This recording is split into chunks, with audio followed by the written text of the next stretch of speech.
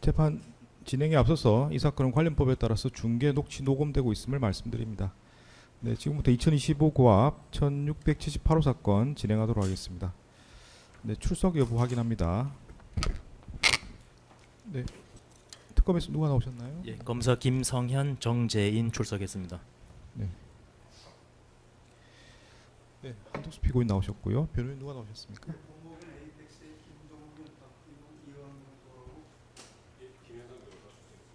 예.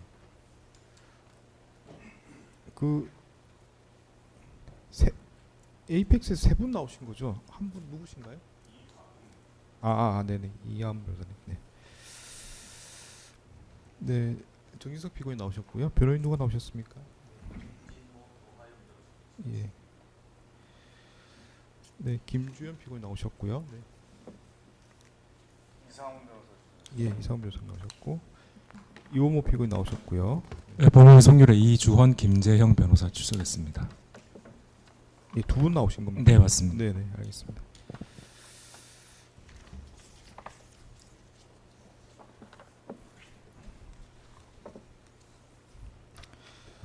네, 저번 기일에는 이제 그 서정 조사를 하고 마무리 지었습니다.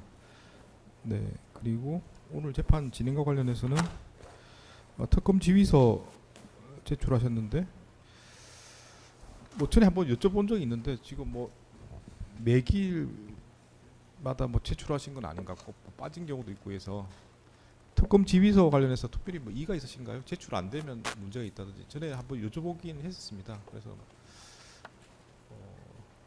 검찰 뭐 여러 가지 구조라든지 그런 것 때문에 특별히 문제를 삼지 않는다고 말씀하셔가지고 이제 저희가 특검 보고 안 나오시더라도 특별히 문제를 안 삼는데 의견이 있으신가요? 없으시면 그냥 이의가 없으신 걸로 하고 절차적인 문제라 저는 그렇게 생각하고 있습니다. 그래서 전에 변호인들께서도 그렇게 말씀하신 적도 있고 그래서 특별히 이의가 없으신 걸로 알겠습니다. 네. 네, 제출된 서면 보겠습니다. 네. 네, 김주현 피고인의 변호인께서 7월 21일자 변호인 의견서 내셨습니다. 저번 기일 서정조사와 관련해서 관련 자료를 정리해서 내신 것 같습니다. 그리고 7월 23일자로 정인신문 녹취서 정정 이 신청서를 내신 바가 있습니다.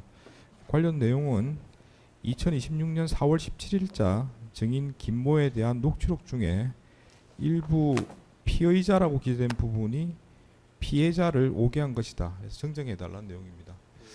그래서 저도 신청하신 내용대로 피해자라고 기억하고 있습니다. 그래서 일단 신청한 대로 정정할 예정인데 혹시 뭐 특별히 변동사항이 있으면 제가 별도로 말씀을 드리고 없으면 그냥 신청한 대로 정정할 예정임을 말씀을 드립니다. 뭐 내용 특검에서 한번 보시고 뭐 의견 있으면 주실 수 있는지. 예, 아직 확인 못했는데 예. 확인해보고 필요하면 말씀드리겠습니다. 예, 그리고 제가 기억하는 부분하고 이게 지금 중계하면서 다 영상이 남아 있는 상태이기 때문에 그와 비교해 보면은 약간 이게 녹취할 때 오기가 있었던 걸로 제가 이해가 되고 있습니다. 그래서 일단 7월 23일자 정정 신청서에 따라서 정정할 예정임을 말씀드리고 특별한 변동사항이 있으면 별도로 안내해 드리도록 하겠습니다.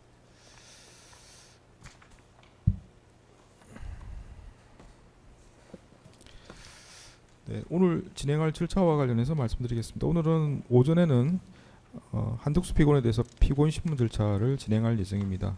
오후에는 그 정진석 피고인에 대해서 진행할 예정이고요.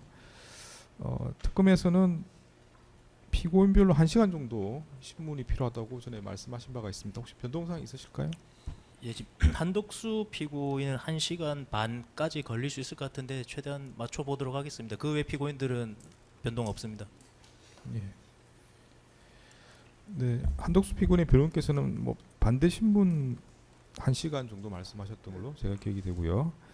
그리고 한덕수 피고인에 대해서는 정진석 피고인의 변호인께서 반대 신문 하시겠다고 말씀하신 바가 있습니다. 그렇습니까? 예. 뭐 여러 차례 말씀드렸지만 뭐 이렇게 뭐 시간이 좀 많이 필요한 게 아니고 짧게 하시는 거는 얼마든지 뭐 말씀 안 하시고 하셔도 됩니다. 그러니까 필요하시면 뭐 미리 말씀 안 하셨다 하더라도 반대 신문 하시면 되는데 제가 이렇게 시간을 확인한 거는 이제 주요 시간 일정 등을 체크하기 위한 거라서 말씀 안 하시지 않은 경우라 하더라도 간단하게 필요한 경우 말씀하시고 진행하시면 되겠습니다. 네, 그리고 네, 뭐 한독수 피고인의 피고인 신문과 관련해서 뭐 특별히 더 하실 말씀 없으면 말씀드린 대로 진행하겠습니다. 그리고 오후 절차와 관련해서는 이제 그러면 정지석 피고인에서는 검찰에서는 1시간 예. 말씀하시는 것 같고요. 네. 지금 변호인들께서는 아예 이제 피고인 신문을 신청하셔가지고 1시간 말씀하시는 것 같습니다. 예. 혹시 뭐 다른 피고인께서 뭐 좀 반대 신문 등 시간이 좀 많이 필요한 거면 지금 말씀하시고요. 들어보시고 뭐 짧게 하시는 거는 뭐 그때 하시면 되겠습니다. 네, 특별히 더 하시는 말씀 없으시면 그렇게 하고 일단 제가 일정과 관련해서 좀 더 미리 말씀을 드려야 될 것 같은데 제가 특별한 사정이 없으면 8월 21일 날 종결할 예정이었는데 제가 이렇게 필요하신 시간을 쭉 체크해 보니까 하루에 끝내기 힘들지 않나 생각이 좀 듭니다. 그래서 지금 왜냐하면 지금 특검에서 8월 21일 날 일정을 말씀드린 겁니다. 네, 특검에서 필요한 시간이 2시간 정도 말씀하셨고요. 그 다음에 한덕수 피고인 측에서도 2시간. 네, 그리고 나머지 피고인들께서 1시간씩 해서 지금 이렇게 하면 하루에 할 수 있는 시간을 초과해 버리기 때문에 8월 21일 일정을 좀 평소와 다르게 조정을 하거나 아니면 나누어서 일부를 8월 28일 날 하든지 뭐 이렇게 해야만 이제 소화가 가능한데요. 말씀드린 것처럼 제가 뭐 특별히 뭐 필요하신 시간을 제한하고 싶지는 않습니다. 그래서 뭐 재판부 입장에서는 8월 21일 날 말씀드린 내용을 좀 나눠서 일부는 8월 21일 날 하고 나머지는 8월 28일 날 하는 게 어떤지 한번 여쭤봅니다. 네. 지금 일정상으로는 1시간 정도 오버 네. 이 없습니까? 그러면 이제 이틀로 나누게 되면은 뭐 오전 오후를 다 할 필요는 없지 않나 이런 생각이 좀 들거든요. 그래서 8월 21일은 특검에서 최종 의견과 구형하시고 2시간입니다. 그리고 한독수 피고인 변호인께서 최후 변론 및 최후 진술을 해서 한 2시간 정도 하시면 오후에 가능할 것 같고요. 8월 28일 오후에는 이제 뭐 나머지 피고인들께서 각 1시간 정도 필요하다고 하시니까 오후 2시에 하면은 한 5시쯤에 마무리되지 않을까 싶습니다. 그래서 이제 결론적으로 말씀드리면 8월 21일 오전부터 쭉 하면 시간이 벅차서 늦게 좀 끝나거나 여러 가지 좀 문제가 있을 것 같아서 그냥 나누어서 8월 21일, 28일 오후에 그냥 진행하면 뭐 특별한 문제 없이 마무리될 것 같습니다. 어떠신가요? 뭐 제가 생각지 못한 뭐 다른 사정이 있으시면 말씀하시고요. 예, 예. 8월 21일, 28일 둘 다 오후만 진행해서 28일 날 마무리하는 게 어떠신지. 아마 제가 28일도 아마 예비길로 미리 지정을 해둔 상태라 아마 변호인들께서도 일정은 좀 비워두시지 않았나 해서 특별히 문제는 없지 않을까 싶습니다. 그럼 그렇게 하면 되겠습니까? 예, 이견 없습니다. 예, 변호인들께서 특별히 문제 되시는 분 없으신가요? 예. 그러면 이제 일정을 전에 말씀과 좀 달라지는 부분은 8월 21일, 28일은 28일 날 이제 종결하게 되고요. 21일, 28일은 이제 둘 다 오후길만 진행할 예정입니다. 21일은 특검하고 한독수 피고인까지 해서 마무리하시고요. 8월 28일은 나머지 피고인들께서 2시부터 진행해서 마무리하시면 되겠습니다. 네, 특별히 이가 없으시기 때문에 그렇게 일정은 조절하도록 하겠습니다. 네, 그래서 8월 28일 날 종결되는 걸 목표로 진행하도록 하겠습니다. 네, 특별히 더 하실 말씀 없으시면 예. 피고인 신문 절차 진행하도록 저기 하겠습니다. 잠깐만 하나 말씀. 네, 예. 말씀하십시오. 네, 네. 오전 저 한덕수 피고인에 대한 신문 피고인 신문 관련해서 말씀드리겠습니다. 지금 선생님께서 지금 저기 2차 종합 특검에서 조사를 받고 있습니다. 그래서 그게 이제 계엄과 관련해서 전후 사정, 그다음에 뭐 총리 공간 모임, 뭐 여러 가지 수첩에 관한 얘기도 있고 쭉 이제 지금 조사를 받고 있습니다. 그래서 그런 사정에 대해서 지금 이 피고인으로서 여기에서 진술하는 것이 적정한지에 대해서 지금 상당히 좀 의문을 갖고 있습니다. 그래서 그 부분에 대해서는 피고인께서 좀 진술을 안 하는 걸로 이렇게 해서 좀 양해를 해주시면 좋겠습니다. 그리고 지금 조금 건강상으로도 지금 좀 문제가 있어가지고요. 네. 그쪽은 가능하기간 기억나는 그 헌법재판과 관련해서는 진술을 하겠다고 하겠습니다만은 지금 조사받고 있는 2차 종합특검에서 조사받고 있는 그 부분에 대해서는 지금 조금 진술을 거부할 수밖에 없음을 좀 양해해 주시기 바랍니다. 네, 뭐 정언 거부권과 달리 진술 거부권에 대해서는 특별히 뭐 요건이나 제한이 특별히 예. 없기 때문에 그런 부분은 이제 뭐 적절히 판단하시기 바랍니다. 뭐 피고인의 권리이기 때문에 네네. 네. 네. 그리고 뭐 특검에서도 종합 특검에 대한 내용 좀 확인해 보신 게 있으신가요? 아닙니다. 알지 못합니다. 네. 그냥 일반적으로 진술 거부권과 관련해서 그냥 검토하도록 하겠습니다. 그건 적절히 판단해서 네, 뭐 행사 여부를 결정하시기 바랍니다. 네, 그러면 뭐 더 하실 말씀 없으시면 진행하도록 하겠습니다. 네, 한동수 피고인 앞으로 나오시죠.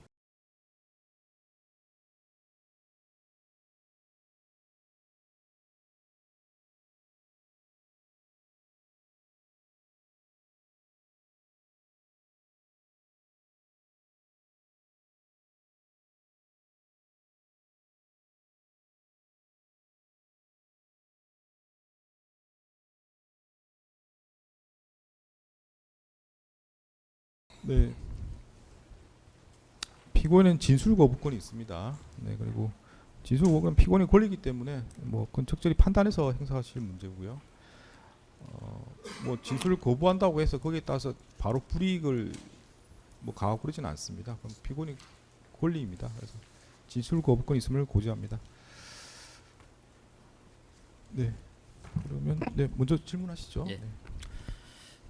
예, 피고인 안녕하십니까? 그 피고인이라고 호칭하고 그 나머지 사건 등장 인물들에 대해서는 직함과 존칭을 생략할 수 있어서 양해 부탁드립니다.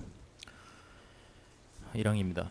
피고인이 이 사건 헌법재판관 미임명 및 이완규 함상훈 헌법재판관 지명 관련 업무를 처리한 장소가 서울 종로구 광화문에 있는 정부 서울청사 맞습니까? 네, 대통령 비서실 사무실은 서울 용산구 이태원동 대통령실 청사에 있죠. 네, 피고인은 12.3 비상계엄 선포 다음 날인 2024년 12월 4일 오후 2시경에 개최된 당정대 회의를 주재한 사실 있죠. 네, 그 부분에 대해서는 진술 드리지 않겠습니다. 당시 회의를 소집하게 된 경위 말씀해 주세요. 진술 드리지 않겠습니다. 같은 날 오전 11시경 피고인이 국무위원들을 모아서 별도로 회의 진행하신 사실 있으시죠? 네, 당시 11시 회의에서는 주로 어떠한 내용 논의하셨습니까?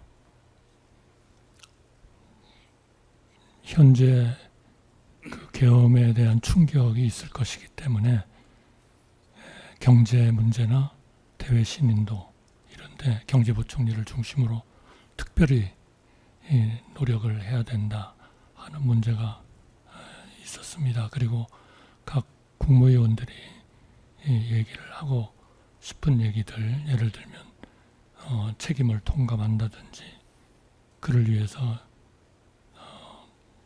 일괄 사의를 표명해야 되는 거 아니냐 하는 얘기들, 그런 부분에 대해서 좀 제가 만류를 했고, 업무 공백이 있어서는 안 된다, 국민들의 불안을 해소해야 된다, 뭐 그런 얘기들이 좀 있었습니다. 당시 14시에 있었던 당정대 회의에 최상목 기재부 장관도 참석했었습니까? 진술하지 않겠습니다만은 그동안에 증인들이 나와서 참석하지 않았다고 증언을 한 것을 들었습니다. 당시 당정대 회의에서 피고인이 하신 발언은 뭡니까? 뭐 진술하지는 않겠습니다만 국무회에서 얘기된 거 비슷한 얘기를 했습니다. 구항입니다. 당시 회의에서 탄핵 등 윤석열의 중도 임기 중단 반대를 당정대 입장으로 정한 사실 있죠. 진술하지 않겠습니다. 방기선 증인 신문 조서 제시하겠습니다.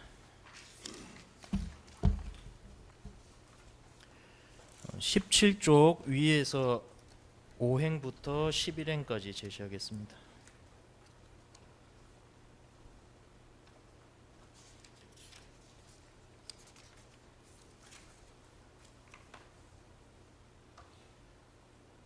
예, 여기서 방기선 증인이 법정에 출석해서 한 증언 내용입니다. 그럼 제가 간략히 읽어보겠습니다. 증인이 대통령이 하야하는 것은 안 된다. 그럼 탄핵이 되지 않느냐. 그래도 탄핵은 막아야지 라는 이야기가 나왔습니다. 누가 그런 말을 했느냐 하니 구체적으로 어느 분인지 모르겠으나 당 측에서 그런 말이 나왔습니다. 박근혜 대통령 탄핵 당시를 말씀하시면서 그때도 당이 무너지지 않았느냐. 탄핵은 안 된다라는 취지를 이야기했습니다 라고 진술했는데 맞습니까? 하니까 방기선이 맞습니다 라고 이 법정에서 인정을 했습니다. 그리고 예, 이 부분과 관련해서 피고인이 뭐 기억이 배치되거나 방기선 진술이 잘못됐다든지 하는 피고인의 입장을 한번 말씀해 보세요. 진술드리지 않겠습니다. 11항입니다. 당시 회의에서 12.3 비상계엄이 12.3 비상계엄의 죄송합니다. 12.3 비상계엄의 정당성 내지 불가피성을 설명하기 위한 이론 구성이 필요하다는 취지로 당정대 입장 정한 사실 있죠. 진술드리지 않겠습니다. 방기선 증인신문조서 제시하겠습니다.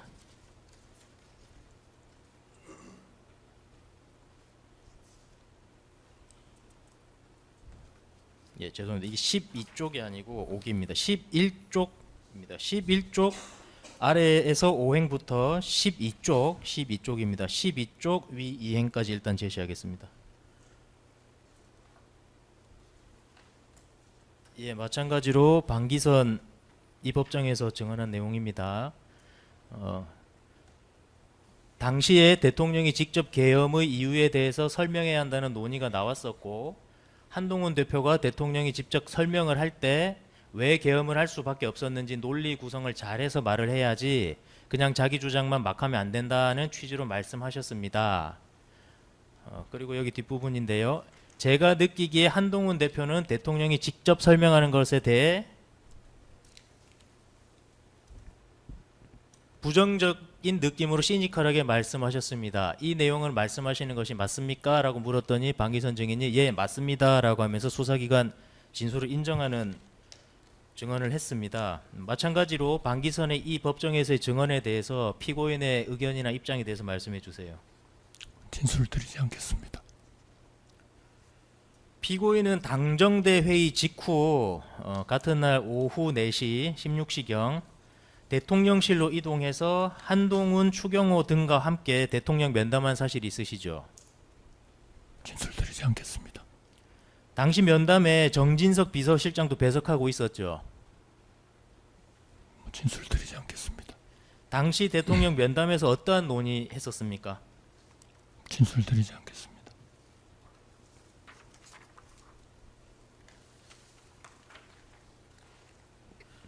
증거 순번 9번 정진석 진술 조서 중 579쪽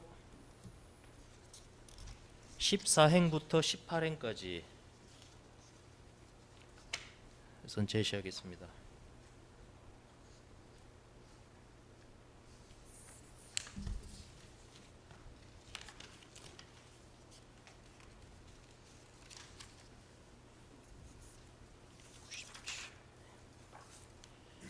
우선 597쪽 부분입니다.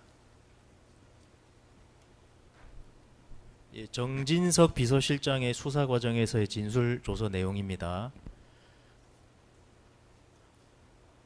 말씀하신 것처럼 14시경 당정대 1차 회동을 하고 그 이후 대통령과 면담을 통해 2차 당정대 회동을 통해 당내 컨센서스가 정해진 것이라고 봅니다. 탄핵을 막아야 한다는 것이 대통령 면담에서 나왔던 논의 중 가장 핵심적인 결론이었거든요. 그 결론에 따라 추경호 원내대표도 의총을 통해 탄핵 반대 당론을 채택하였던 것입니다. 라고 기재되어 있고 599쪽 5행부터 19행까지 제시하겠습니다.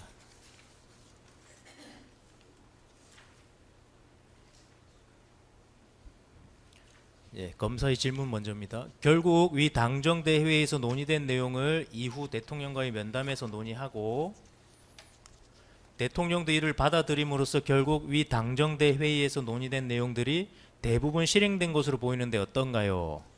정진석 비서실장이 대답합니다. 네, 당정대 회의에서 정해진 당의 제1의 컨센서스는 탄핵을 막아야 한다는 것이었다고 봅니다. 그에 따라 추경호 원내대표도 돌아가서 바로 탄핵 반대를 당론으로 채택되게 하였던 것이고요. 2024년 12월 7일 오전경 대통령이 사과 담화문을 발표한 것이 있는데 그것은 한동훈 대표 쪽에서 작성해 준 것을 대통령이 그대로 읽은 것으로 알고 있습니다. 그것 때문인지 12월 7일 1차 탄핵 소추안 발의는 부결되었습니다. 그러다가 대통령이 12월 12일 담화문 발표를 했는데 조금 더 유연하게 판단을 하셨으면 좋았겠지만 본인이 하고 싶은 말을 그대로 하셨고 그 내용에 대해 대다수 의원들은 받아들일 수 있었으나 한동훈 대표는 이를 받아들일 수가 없었던 것이지요.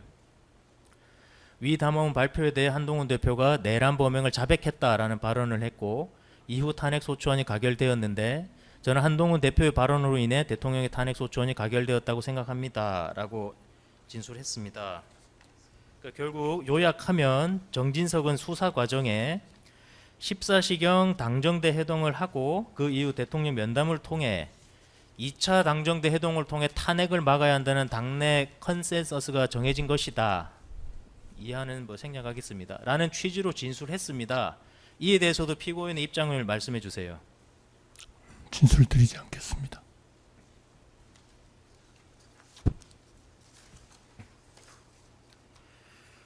피고 16항입니다. 피고인은 2024년 12월 26일 국회가 조한창, 정계선, 마은혁입니다. 5기입니다. 마은혁에 대한 헌법재판관 선출안을 통과시키기 전에 대국민 담화를 통해서 여야의 합의가 있을 때까지 국회가 선출하는 헌법재판관을 임명하지 않겠다라는 취지의 입장 밝히셨었지요.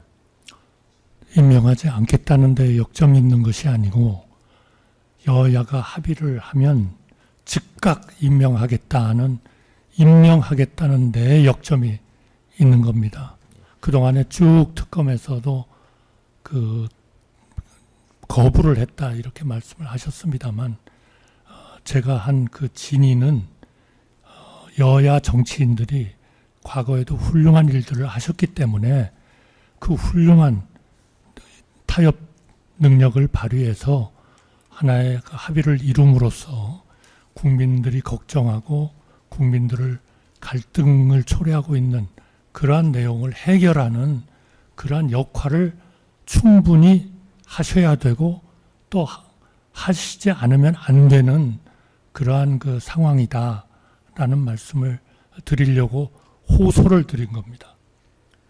피고인이 당시 여야의 합의가 없었다고 판단하신 근거는 뭡니까? 그동안의 특검에서 여러 번 그 명단을 제출했고 특검을 구성을 했으니까 합의를 한 거 아니냐. 그러나 우리 과거에 예에서 보듯이 이 헌법재판관은 한 번도 여야 간에 투표를 통한 합의를 투표에 참여해서 투표를 통해서 결론을 내지 않은 적이 없었습니다. 최악의 경우에도요. 그리고 대개 사전에 합의를 해서 헌법재판관을 임명했기 때문에 헌법재판관은 정말 국민의 어떤 동의와 존경이 필요한 그러한 그 직책입니다. 그래서 독일 같은 경우에도 3분의 2 이상의 의결을 받아야만 헌법재판관을 임명하도록 되어 있습니다. 이런 감안을 해봤을 때 반드시 여야 간의 합의를 이루는 그러한 상황을 통해서 헌법재판관이 임명이 되어야 된다. 그것이 헌법재판소의 진정한 그러한 기능을 담보할 수 있다. 저는 그렇게 믿었습니다. 추가 질문입니다. 그럼 피고인께서 말씀하시는 여야 합의는 표결을 통해서 부결되더라도 표결을 통해서 결정되면 된다는 말씀입니까? 최악의 경우입니다. 사전에 합의를 하고 좋은 그러한 그 분들이 선출이 되도록 하는 것이 최우선이고요. 만약 그게 안 되더라도 합의에 여러 과정이 있기 때문에 추천도 하고 인사청문회에서 그 인사청문 보고서도 채택하고 그 청문 보고서를 투표를 하고 이러한 것을 통해서 우리 민주적 절차를 해야 된다. 너무 일방이 한 당이 거기에 그 다수를 차지하고 있다 그래서 일방적으로 하는 것은 저는 헌법재판관처럼 우리 국민들의 동의와 존경을 받아야 되는 그러한 그 직책하고는 저는 좀 안 맞다 그렇게 믿었습니다. 이 사건은 국민의힘이 아예 표결에 참여를 안 했는데 그러면 특정 정당이든 특정 여든 야든 특정 정치 세력이 표결에 참여를 안 해버리면은 헌법재판관 임명 선출을 하면 안 된다는 말씀이세요? 특검님께서 그동안에 주장하셨듯이 그러한 그 추천과 이런 것들이 이 합의의 과정이라면 저는 그 투표도 협의를 하고 논의를 하지만 안 되면 최후의 투표를 통해서라도 해결할 수 있도록 그렇게 대화와 협의와 이러한 그 노력을 해야 된다 그렇게 믿습니다. 예, 순번 393, 394, 396, 397, 398, 399 순차로 제시하겠습니다. 헌법재판관 후보자 지명 관련 국회 공문입니다.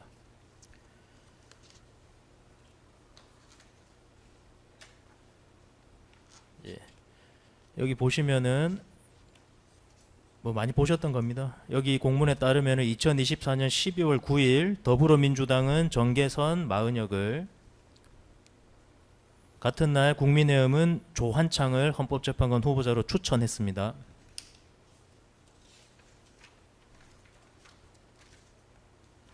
그리고 다음 날인 12월 10일 더불어민주당은 3인의 후보자에 대한 인사청문 특별위원회 위원 선임을 위한 위원 명단을 국회의장에게 송부했고, 이때 위원장을 국민의힘에게 양보했습니다. 다음으로 국민의힘은 2024년 12월 11일에 위원장을 포함한 정점식을 위원장으로 합니다. 정점식을 위원장으로 하는 위원 명단을 국회의장에게 송부했습니다.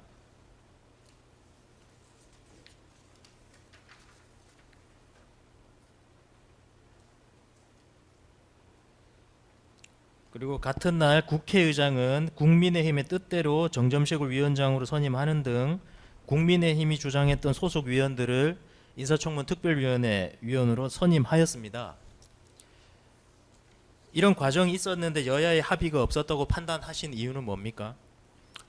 저는 합의의 과정은 지금 특검님께서 말씀하신 저런 내용보다도 훨씬 더 다양한 과정을 거친다.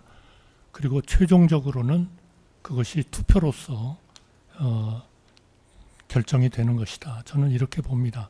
그래서 저러한 협의 과정, 협상 과정의 중도에서 어떤 일이 있었느냐, 또 우리가 모르는 것이 있었느냐, 이런 것들을 다 알고 있지는 못하지만 기본적으로 정치라는 것의 본질은 어느 일방이 일방적으로 무슨 일을 하기보다는 서로 협의하고 합의하고 그리고 국민들이 안심할 수 있도록 그러한 정치를 하는 것이 옳다.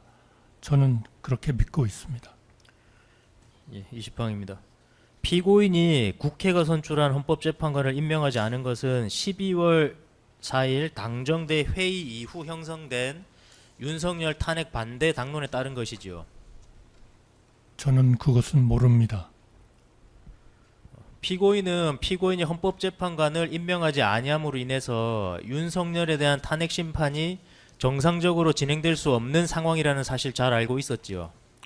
임명을 하지 않으려는 생각을 한 번도 해본 적이 없습니다.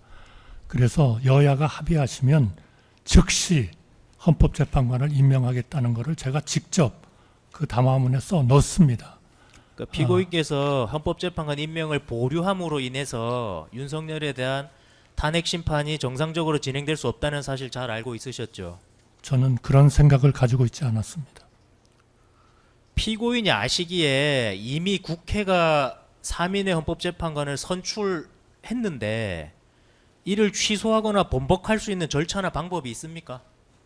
그러니까 사전적으로 호소를 한 겁니다. 12월 24일 국무회의 모두 발언에서도 정말 훌륭한 정치인들이 대한민국에서 이제까지 해왔듯이 훌륭한 정치인들이 훌륭한 합의를 통해서 국민들의 갈등을 없애는 그런 역할을 해달라 이렇게 요청을 했고요. 예, 그럼 피고인 제가 궁금한 게 피고인이 아시기에 이게 선출안이 가결돼 버렸을 때 저도 몰라서 그렇습니다. 이거 취소하거나 번복할 수 있는 방안이 있냐고요.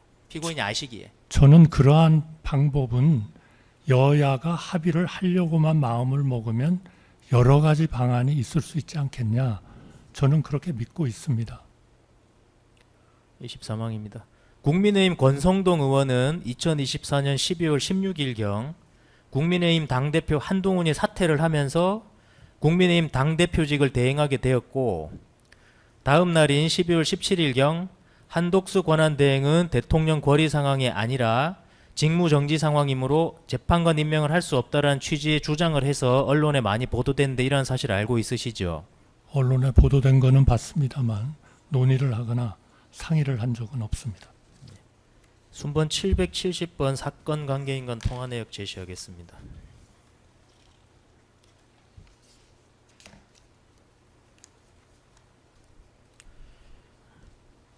어, 12월 26일 부분입니다. 피고인 이거 피고인 통화 내역입니다. 여기 보시면 12월 26일 당시 피고인과 국민의힘 비상대책위원장인 권영세 그리고 아까 말씀드린 권성동과의 통화 내역입니다. 피고인이 헌법재판관을 임명을 거부한 날인 2024년 12월 26일 08시 13분부터 12시 04분경까지 권영세, 권성동과의 통화가 많이 집중되어 있는데 그들과 당시 어떤 대화 나누셨습니까? 저는 기억이 나지 않습니다. 대화의 내용에 대해서. 국민의힘 소속 중진 의원인 권영세, 권성동과 통화하면서 당론에 따라 헌법재판관을 임명하지 않기로 모의한 것 아닙니까? 아닙니다. 기억이 나지 않으신다고 말씀하셨는데 또 그건 아니라는 게 명확하신 건가요? 그런 것을 논의한 기억이 없습니다. 네, 다음 질문하시죠. 예, 제가 제시가 잘렸는데 여기 이제 직전인 오후 12시와 12시 02분에도 통화한 내용입니다. 26항입니다. 피고인이 여야의 합의가 있을 때까지 헌법재판관 임명하지 않겠다는 입장 밝히게 된 배경하고 그 의사결정 과정에 대해서 말씀 좀 해주세요. 12월 24일 날 국무회의 모두 발언에서 얘기한 것도 여야가 정말 합의를 이루어 달라 하는 그러한 그 정치인들의 이름까지 거명해 가면서 호소를 했고요. 12월 26일은 아마 아침에 그 오후에 그 청문 보고서가 채택이 되면 즉각 임명하지 않으면 탄핵을 하겠다라는 그런 얘기가 나왔던 것 같습니다. 그래서 다시 한번 그 우리 정치권에 투표를 앞두고 호소를 하는 그러한 그 이유로 한 것입니다. 당시 대통령 비서실장 정진석, 민정수석 김주현 또는 법제처장 이완규와 헌법재판관 임명 여부 관련 사항 상의하신 사실이 있습니까? 이러한 그 구체적인 사안을 놓고 얘기한 적은 없습니다. 그러니까 헌법재판관 임명 관련해서 제가 말씀드린 분들이랑 상의하신 적 있습니까? 일반적인 이론적인 것에 대해서는 아마 법제처나 이런 여러분들의 의견을 들었을 것 같지만 이 세 분에 대해서 어떻게 하느냐 하는 것을 논의한 것은 없습니다. 그것은 저의 결정입니다. 네, 순번 770번 사건 관계인간 통화 목록 다시 제시하겠습니다.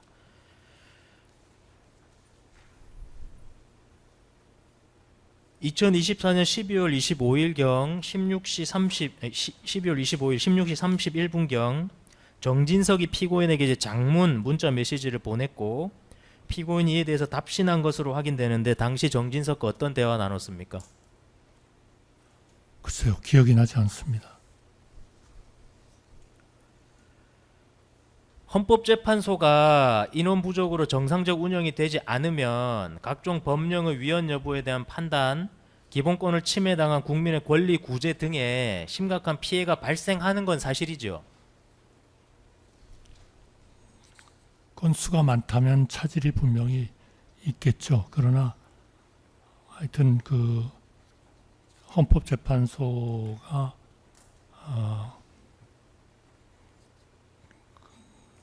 효력 정지 가처분인가요? 뭐 이런 걸 통해서 일단 심의는 할 수 있도록 그렇게는 한 것으로 제가 물론 알고 있고요. 그게 절대로 뭐 충분한 그런 것은 아닙니다만, 그러나 책임 있는 정치인들이라면은 저는 이러한 문제를 정말 국민들이 걱정을 하고 국론이 분열돼 있고 권한대행이 이런 일을 할 수 있느냐 없느냐에 대한 굉장한 논쟁이 붙어 있는 그러한 상황이기 때문에 충분히 협의하고 그리고 국민들을 걱정을 덜 시키는 쪽으로 저는 결정을 할 수 있다고 믿었습니다.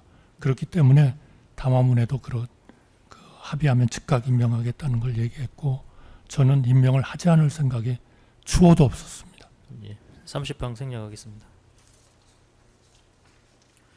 피고인은 12월 26일 오후에 담화문 발표하실 때 국회에서 후보자 3명에 대한 임명 동의안이 당연히 가결될 것으로 예상하고 있으셨죠? 저는 합의도 극적으로 될 수 있지 않냐 그런 생각도 했었던 거는 솔직하게 말씀드리겠습니다. 피고인이 국회 선출 헌법재판관의 임명을 거부한 것과 관련해서 피고인은 직무집행이 정지돼 있던 윤석열 대통령으로부터 지시를 받아서 임명 거부한 것 아닙니까? 아닙니다. 이후 국회는 피고인이 재판관 선출자 3명을 임명하지 않자 12월 27일 피고인에 대한 탄핵 소추안을 가결했지요. 네, 그 가결 사실 그 전달 받으신 게 그날 오후 4시쯤이라고 수사 과정에서 말씀하셨는데 맞습니까? 아마 그쯤 될 겁니다. 최상목 권한대행은 12월 31일 정계선 조한창 선출자를 재판관으로 임명하면서도 마은혁 선출자에 대해서는 피고인과 마찬가지로 여야의 합의가 필요하다는 이유로 임명을 거부했는데 알고 있으시죠? 네, 언론을 통해서 봤습니다. 피고인은 최상목이 어떤 이유로 정계선 조한창은 임명하고 마은혁 임명 안 했는지 내막을 그 사정을 알고 있으십니까? 저는 자세히 모릅니다. 피고인이 그러한 최상목의 의사결정에 관여하신 사실 있습니까? 없습니다. 피고인은 최상목이 선출자 중 일부는 임명하고 일부는 임명하지 아니하는 것을 사전에 미리 알고 있으셨습니까? 몰랐습니다.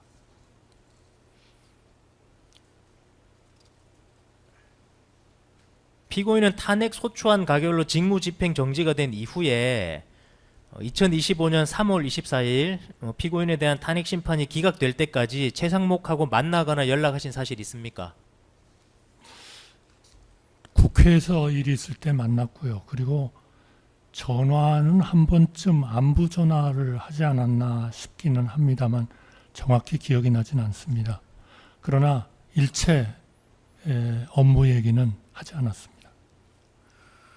국회는 최상목이 마은혁을 임명하지 아니한 것을 두고 헌법재판소에 권한쟁의 심판 청구했고 2025년 2월 27일 8인 전원 일치로 이를 일부 인용하면서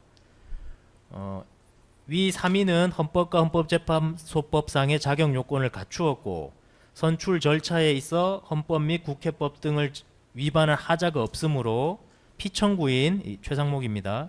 피청구인은 위 3인을 임명할 구체적 자기 의무를 부담한다. 본건은 결국 헌법에 의하여 부여된 국회의 헌법재판소 재판관 선출을 통한 헌법재판소 구성권을 침해한 것이다 라고 결정한 사실 알고 있으시죠? 네, 재판 결정이 나온 다음에 읽었습니다. 또한 헌법재판소는 2025년 3월 24일 피고인에 대한 탄핵 심판에서 탄핵 심판 청구에 대해서는 기각 결정을 하면서도 기각 결정 이후에 피고인입니다. 피청구인은 국회가 선출한 3인을 헌법재판관으로 임명하여야 할 헌법상 구체적 자기 의무를 부담하고 있음에도 불구하고 국회로부터 헌법재판관 선출 통지를 받기도 전에 국무회의나 담화문 등을 통하여 여야의 합의를 전제로 헌법재판관을 임명하겠다는 취지로 발언하는 등 국회가 선출한 3인을 헌법재판관으로 임명하지 않겠다는 거부 의사를 미리 종국적으로 표시함으로써 헌법상 구체적 자기 의무를 위반하였다. 따라서 피청구인은 헌법 제66조, 제111조 및 국가공무원법 제56조 등을 위반하였고 이는 헌법상 탄핵 소추 사유인 그 직무집행에 있어서 헌법이나 법률을 위배한 때에 해당한다라는 취지로 설시한 사실 알고 있으시죠?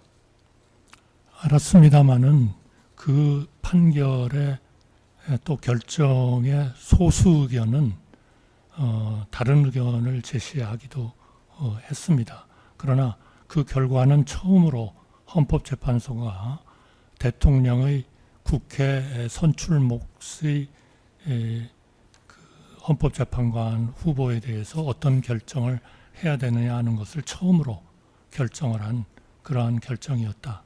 그렇게 생각합니다. 그 전에는 헌법재판소의 그런 결정이나 또는 법령이나 이런 것들은 없었다고 생각합니다. 41항입니다. 피고인은 결국 헌법, 헌법재판소법, 국가공무원법 등을 위배하여 윤석열의 탄핵심판 절차 지연 등 각종 헌법재판에 영향을 미치기 위하여 국가 기능의 손상 및 국민의 피해를 외면한 채 피고인의 헌법 및 법률상 의무를 명시적으로 거부한 것으로 보이는데 입장이 어떻습니까? 저는 그럴 의도가 전혀 없었고요. 그리고 그 소수 의견도 그러한 그 결정은 즉시라기보다는 상당 기간 내에 해야 된다라는 것을 얘기한다. 그리고 그 탄핵 사유로서 제기가 됐지만 그것이 해임을 해야 할 그러한 것은 아니다. 그리고 물론 소수 의견이긴 합니다만은 제가 그 여야 간 합의를 호소했던 것이 헌법재판소의 기능을 전면적으로 마비시키려고 한 그러한 것은 아니다. 저는 그렇게 결정하지 않았나 그렇게 생각합니다. 피고인은 2025년 3월 24일경 직무에 복귀했음에도 선출된 지 약 2달이 경과한 마은혁을 재판관으로 임명하지 않았는데 이유가 무엇입니까? 제가 복귀는 했습니다만 당시에 정말 대한민국은 위기 상황에 있었다. 저는 권한대행으로서 그렇게 생각했습니다. 첫째로 3월 22일인지 3일서부터 시작된 경북 산불은 역사상 가장 큰 산불로 나왔고요. 70명이 사상자가 나왔고 4,000명이 이재민이 나왔고 그리고 4만 헥타르 이상이 화염에 휩싸여서 문제가 됐습니다. 한편 또 트럼프는 그 트럼프발 관세, 경제 위기, 이러한 국가의 재난 상태, 경제 위기 이런 것들을 우선적으로 3월 24일 날 복귀해서 해야 되는, 그렇게 해서 산불 현장도 가보고 또 재난대책회의 본부회의도 거의 매일 한두 번씩 진행을 했고요. 그래서 전체적인 국가의 우선순위가 이 산불과 국가 재정위기, 그 재정위기가 아닙니다. 무역위기, 그리고 이러한 그 위기를 극복하는 것이 정말 절대절명의 그러한 거였다. 그렇게 생각합니다. 그리고 한 번도 저는 그 마은혁 후보를 임명하지 않으려고 생각한 적이 없습니다. 추가 질문 좀 하나 하겠습니다. 국회 선출 헌법재판관을 언제 임명해야 되는가, 그 시기에 대해서 즉시 지체 없이 상당 기간 등 여러 가지 견해가 있을 것 같습니다. 그렇지만 그러한 어떠한 견해에 의하더라도 선출된 지 2달이 경과했으면 이미 즉시에 걸리기 때문에 즉시 지체 없이 상당 기간 어떤 견해에 의하더라도 다시 직무 복귀하신 즉시 임명했어야 되는 것 아닙니까? 제가 허용해 주신다면 제가 복귀한 다음에 정확히 16일 만에 임명을 했습니다. 4월 10일 날 트럼프 대통령이 대한민국에 대해서 관세를 유예 조치를 했습니다. 그걸 위해서 저는 4월 8일 날 오후 9시에 28분 동안 트럼프와 직접 통화를 했고 한미 간에 어떻게 이 문제를 해결할 건가 하는 것을 눈코 쓸 새 없이 고민을 했습니다. 산불도 마찬가지입니다. 4월 7일까지 15번을 중앙재난안전본부 대책회의를 직접 주관을 했고 그 산불 현장을 갔었고 또 이재민들에 대한 주택 문제를 관계부처와 고민을 하고 하는 일들을 했었다는 말씀을 감히 드리겠습니다. 44망입니다. 피고인이 다시 직무에 복귀하신 2025년 3월 24일 무렵에는 윤석열에 대한 탄핵 심판과 관련하여 헌법재판소가 11회에 걸친 변론기일을 끝으로 변론을 종결하고 평의에 들어갔고 선고기일은 아직 지정되지 아니한 상황으로서 당시는 국가의 수반이 직무에 복귀하거나 파면이 될 경우 새로운 대통령을 선출해야 하는 상황이었는데 이러한 사안이 후순위로 밀릴 수 있는 겁니까? 감히 말씀드린다면 전체적인 국가의 우선순위에 있어서는 산불, 경제 위기 이런 문제도 굉장히 컸다 하는 그런 말씀을 드리고요. 그리고 헌법재판소는 나름대로 저의 그 헌재 기각 판결에도 조금 있습니다만 어쨌든 그 헌법재판소도 전체적으로 심리나 이런 것들에 대한 것이 진행은 되고 있었다. 그렇게 생각을 하겠습니다. 고난 대행으로서는 결국 어떤 거를 우선순위에 둬야 되느냐 하는 불가피한 결정을 해야 되는 때가 있다. 또 그것이 저의 임무이기도 하다. 저는 그렇게 믿습니다. 산불 사태의 경우에는 제가 언론으로 확인한 건데 2025년 3월 30일에 최종 진화됐다라는 소방청의 그 발표 언론 보도가 있었고요. 3월 30일입니다. 피고인이 트럼프 대통령하고 통화한 것은 2025년 4월 8일 21시경에 30분 통화하신 걸로 보도자료 나온 걸 확인했는데요. 전자결제로 인사 안에 제가 결제만 하는 업무를 바빠서 하지 못했다는 건 이해하기 어려운데 어떻습니까? 왜냐하면 고민할 필요 없이 틀린 사실관계를 지금 기억에 의존해서 피고인이 답변을 해야 되는데요. 3월 30일에 최종 진화된 거는 일부입니다. 그 뒤로도 산불, 그래서 그런 4월 달에 진행된 산불에 대해서 저희가 참고 자료로 여러 물론 증거로 제출한 채택이 안 됐습니다만 다 증거로 참고자료 제출을 했습니다. 그거는 3월 30일에는 불이 약간 지나서 다시 또 막 재발하기 시작하고 해서 그것이 4월 초까지 계속 진행이 됐습니다. 그거는 신문지상에도 이미 다 알려졌는데 이거를 전제로 해서 물어보시면 아마 기억에 의존해야 되는 피고인 입장에서는 상당히 답변을 드리기가 어려울 것 같습니다. 지금 변호인께서 말씀하신 거 그냥 조서에 속기록에 다 남겨주시고요. 피고인 대답해 주십시오. 그래서 지금 변호인 말씀하신 것도 맞고요. 그렇게 다 감안하셔가지고 전자결제로 인사 재간에 딸깍 결제만 하시면 되는데 이게 업무가 바빠서 못하셨다 할 수 있습니까? 왜냐하면 헌법재판소가 2번이나 결정을 해서 임명 안 할 수 없는 상황이었어요. 이거 그냥 재간 결제만 하시면 되는데 바빠서 못했다는 게 이해가 안 돼서 그렇습니다. 전체적인 우선순위에 있어서 그런 결정을 할 수밖에 없었다 하는 말씀을 드리겠습니다. 그리고 그 마은혁 후보님에 대한 임명을 하지 않을 그런 생각을 한 번도 3월 24일 이후에 해본 적이 없습니다. 예, 순번 749번 국무조정실 사실조회 해신 제시하겠습니다.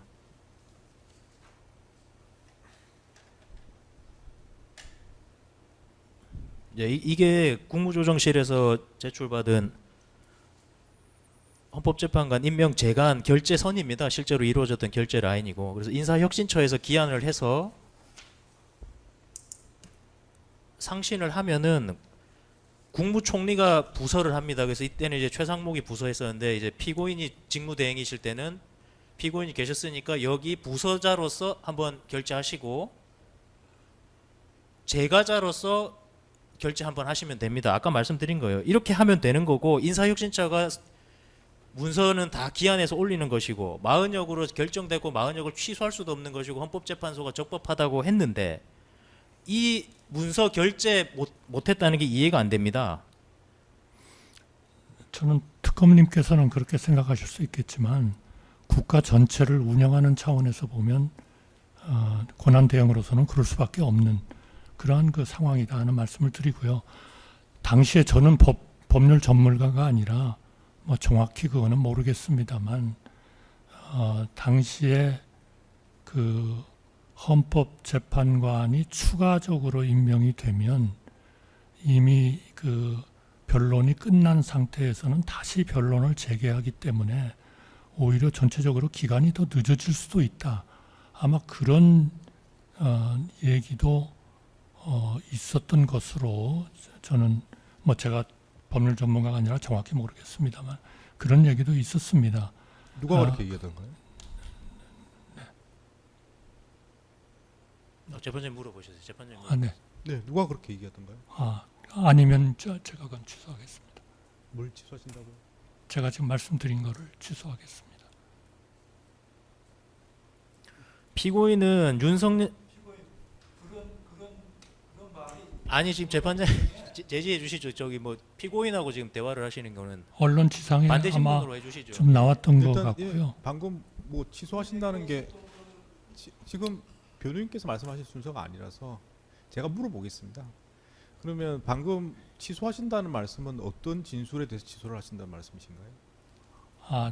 제가 그 새로 임명이 됐을 때에는 변론을 재개해서 더 저 판결이 늦어질 수 있다라고 얘기한 것이 뭐 사실이 아닐 수 있겠다 그렇게. 뭐 사실을 묻는 게 아니고 방금 말씀하셨을 때 누가 이렇게 이제 이야기를 해서 들은 적이 있다는 취지로 말씀하셨기 때문에 누구로부터 어느 그런 이야기- 언론에 나섰던 것 같습니다. 언론에서 그렇게 내용이 나와 있는 걸 들었다는 얘기 말씀이신가요? 제가 그냥 얼핏 읽은 것 같습니다. 말씀하신 대로 그대로 남기겠습니다. 네, 다음 질문하시죠. 예, 46항입니다. 피고인은 윤석열에 대한 탄핵 심판의 결과에 영향을 미치기 위해서 마흔역 임명하지 아니한 것이지요. 아닙니다. 피고인이 마흔역 직무 대행으로 복귀한 권한 대행으로 복귀한 이후에 마흔역을 계속 임명하지 아니하는 의사 결정을 함에 있어 누구와 언제 어떤 내용으로 상의하셨습니까? 임명하지 않은 것은 제 결정입니다. 당시 비서실장 정진석, 민정수석 김주현은 이 마흔역만 남았잖아요. 마흔역 임명 관련 사안에 대해서 피고인한테 어떤 의견을 개진하거나 논의한 사실 있습니까? 기억이 나지 않고 없는 것 같습니다. 이후 피고인은 2025년 4월 8일 대법관 마용주, 헌법재판관 마흔역 임명하시면서 대통령 몫의 헌법재판관으로 이완규, 함상훈 지명하셨지요. 네. 피고인과 최상목은 여야의 합의를 이유로 마흔역을 임명하지 않다가 그 무렵 마흔역을 임명하게 된 경위는 무엇입니까? 4월 8일쯤 됐을 때 전체적인 우리의 경제 상황이나 재난 상황도 좀 개선이 되기 시작했고요. 그리고 결국 헌법재판소의 완전한 그런 체제를 갖추기 위해서 임명을 해야 됩니다만 바로 또 10일 뒤에는 두 분이 또 임기를 마치고 나가시게 돼 있어서 그렇게 하더라도 또 두 명이 결혼이 돼서 7인 체제가 되는 그러한 그 상황이었습니다. 그래서 저희는 그렇게 마은혁 후보님과 마영주 후보님 이렇게 전체적인 헌법재판관 내지는 그 법률 관련 이거를 채우면서 눈앞에 보이는 두 분의 또 결혼을 조금이라도 좀 줄이기 위한 그런 노력을 하는 것이 국가를 위해서 권한대행으로서 해야 되는 일이 아닌가 그렇게 믿었습니다. 예, 51형 생략하겠습니다.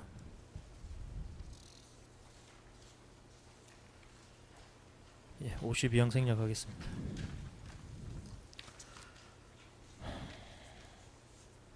피고인은 당시 담화문에서 그 이완규 함상훈 이제 지명할 때 담화문입니다. 제가 간략히 좀 읽어드릴게요. 임기 종료 재판관에 대한 후임자 지명 결정은 경제부총리에 대한 탄핵안이 언제든 국회 본회의에서 의결될 수 있는 상태로 국회 법사위에 계류 중이라는 점, 또한 경찰청장 탄핵 심판 역시 아직도 진행 중이라는 점 등을 고려하였습니다. 라고 밝히셨는데요. 이 자체로 피고인은 이완규 함상훈을 임명해서 향후 있을 탄핵 심판 등 비상계엄 관련 헌법재판 절차에 영향을 미치겠다는 의미 아닙니까? 아닙니다. 다만 그 예는 헌법재판소가 상당한 그런 그 업무에 과중에 걸려 있다라는 하나의 예로서 말씀드린 것에 지나지 않습니다. 54항입니다. 피고인은 조희대 대법원장이 제청해서 윤석열 대통령이 2024년 12월 13일 임명 동의안을 국회로 송부한 마용주 대법관 후보자에 대해서 국회가 2024년 12월 27일 그 임명 동의안에 대해 가결한 사실 알고 있으시죠? 네, 알고 있습니다. 피고인은 이완규 함상훈을 헌법재판관으로 지명하면서 마용주 대법관도 그날 임명했는데 권한대행이었던 피고인하고 최상목은 왜 그 이전까지는 마용주 대법관 임명하지 않은 것입니까? 저는 그게 전체적으로 그 업무의 권한대행에 대한 업무의 과중 이런 것들 때문이었지 뭐 딴 이유는 없었습니다. 그리고 모든 분들을 이제 그런 그 헌법기관의 체제 자체를 완전하게 만들기 위한 그러한 노력을 다 같이 할 때 그때 하게 되었습니다. 예, 순서를 좀 바꿔서 묻겠습니다. 56-1부터 56-3을 먼저 묻겠습니다. 피고인은 김주현이 2024년 12월 11일경부터 2025년 2월 20일경까지 법원 행정처장 천대엽과 휴대전화로 문자 메시지 주고받고 통화한 사실 알고 있으십니까? 모릅니다. 김주현은 천대엽과 마용주 임명 문제로 통화한 것으로 추측한다고 진술했었고요.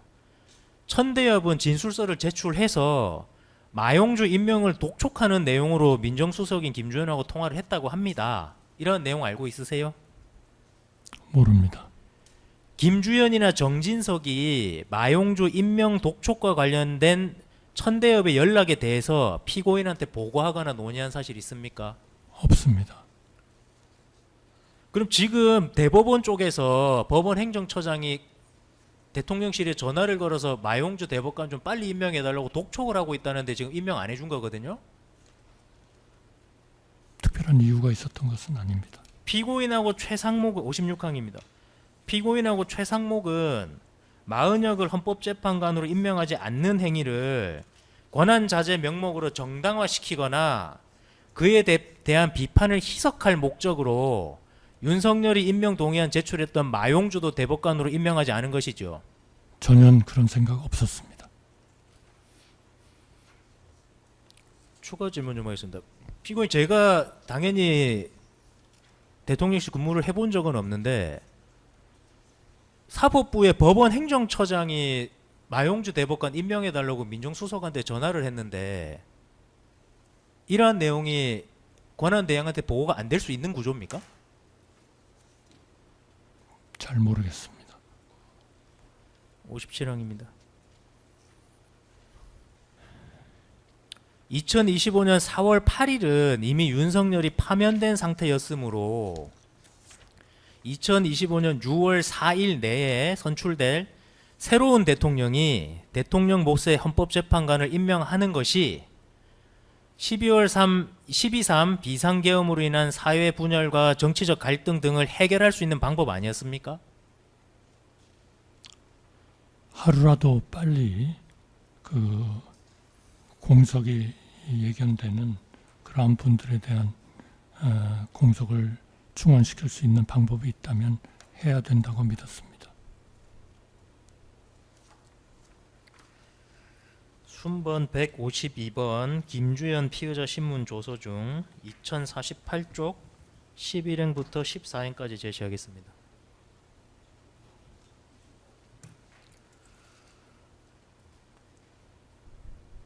이제 김주현 피의자 신문 조서입니다. 여기 보면 일요일에 현안이 있으니 월요일 날 나에게 오라란 취지의 연락을 받았고 저는 민정수석이다 보니 당시 헌법재판관 임명 등 현안이 떠올랐습니다. 장소가 정확히 기억은 나지 않지만 제가 4월 7일 오전 9시에서 10시 사이 아침에 총리님을 뵈러 갔습니다. 라고 진술하고 있습니다. 피고인은 이완규 함상훈을 헌법재판관으로 결정입니다. 지명 전입니다. 결정하기 전날인 2025년 4월 6일 일요일에 김주현에게 연락해서 4월 7일 월요일에 피고인을 찾아올 것을 지시한 사실이 있죠. 제가 그게 기억이 조금 명확치가 않았는데요. 4월 6일인지 4월 7일인지. 그러니까 4월 7일은 지명하기로 결정하신 날이고요. 김주현 피고인 만나서요. 그거는 다 뭐 사실관계가 확인됐으니까 김주현 피고인 만난 날이 4월 7일이고 김주현 피고인은 4월 6일에 하루 전날 나 보러 오라고 지시했답니다. 피고인이. 네, 제가 그 부분은 좀 기억이 정확지는 않습니다. 그러나 저는 아마 수사기관 진술에서는 4월 7일 날 아침에 연락한 것으로 그렇게 아마 진술을 한 것 같은데요. 예, 기억 안 나시면 안 나신다고 하면 됩니다. 네. 피고인은 당시 김주현에게 직접 연락하신 겁니까? 직원을 통해서 김주현에게 통보하신 겁니까? 직접 연락한 것 같습니다. 당시 피고인이 김주현에게 최초 연락하실 때 김주현에게 헌법재판관 지명과 관련된 사항이라는 그 용건을 밝히셨습니까? 제가 그 수사기관 특검의 진술을 할 때인가요? 특검께서 저한테 질문을 대통령목 헌법재판관 2명을 임명하려 하니 오라 그렇게 얘기했지요. 그래서 제가 그렇게 했다 그렇게 말씀을 드린 것 같습니다만 정확히 그 내용을 그렇게 박았는지는 잘 모르겠습니다. 그러나 하여튼 헌법재판관 그 임명이라는 것을 아마 알 수 있도록 얘기는 했을 것 같습니다. 그럼 좀 순서 바꾸는 건데 좀 추가 질문하겠습니다. 제가 질문한 거는 피고인께서 언제 불렀든 김주현을 최초로 부르셨을 때 대통령국 헌법재판관 네. 지명 관련 사항이라고 이제 용건을 말씀하셨냐는 건데요. 알렸을 것 같습니다. 예, 그래서 왜 이걸 여쭤보냐면은 당시 피고인께서 지금 입장은 당시 김주현이 법조인 10여 명의 명단에 기재된 리스트를 가지고 왔다고 하셨잖아요. 네. 그러면은 용건을 말해야 피고인 네. 김주현이 그걸 가지고 올 것 아닙니까? 네, 어쨌든 그런 취지를 전달을 했을 겁니다. 61항입니다. 피고인은 2025년 4월 7일 오전 9시에서 10시경 정부 서울청사 총리 사무실에서 김주현과 헌법재판관 지명사항 논의하셨죠. 네, 당시 국무총리 비서실장 손영태, 국무조정실장 방기선이 배석을 한 겁니까? 네. 피고인은 당시 김주현으로부터 법조인 10여 명의 이름, 경력, 현재 직책 등이 기재된 리스트를 받아봤다는 거죠. 네. 피고인의 기억에 당시 리스트는 그 한 장의 표 형식으로 기재되어 있었다라고 진술하셨는데 맞습니까? 네, 저는 그렇게 기억합니다.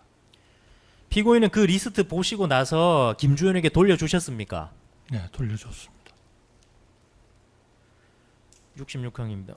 피고인은 그 수사 당시 뭐 기억이 좀 나시는 것 같은데 그러면 뭐 4월 6일이든 4월 7일이든 지금 피고인이 김주현 피고인한테 전화를 했다는 말씀하시는데 그러면 전화 과정에서 헌법재판관 그 임명과 관련해서 이야기가 오갔다 이건 말씀하시는 거죠? 맞습니까? 네. 그러나 이름을 얘기하지는 않았습니다. 그 헌법재판관 임명과 관련해서는 피고인이 먼저 말을 꺼낸 겁니까? 아니면 김주현 피고인이 먼저 이야기를 하던가요? 헌법재판관 임명에 대해서요. 네. 그러니까 2명 지명한 것에 대해서 네. 제가 얘기를 한 것 같습니다. 자 그러면 헌법재판관 지명은 어떻게 되느냐? 김주현이 먼저 이야기했습니까? 아니면 피고인이 먼저 말했습니까? 제가 아마 김주현 수석을 불러서 만났을 때 물어본 것 같습니다.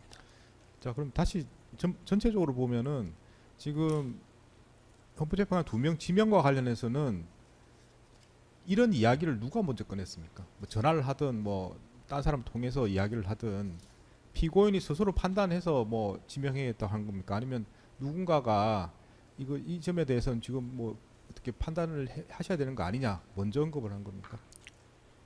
좀 언론 같은 데도 좀 나왔던 거는 같습니다만 기본적으로 제가 결정을 한 겁니다.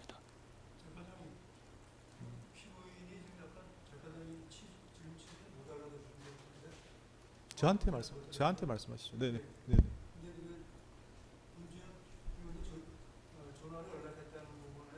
이제 어떤 말을 헌법재판관 지명과 관련해서 얘기가 있었는지 그 부분하고 그 다음에 김주현 피고인이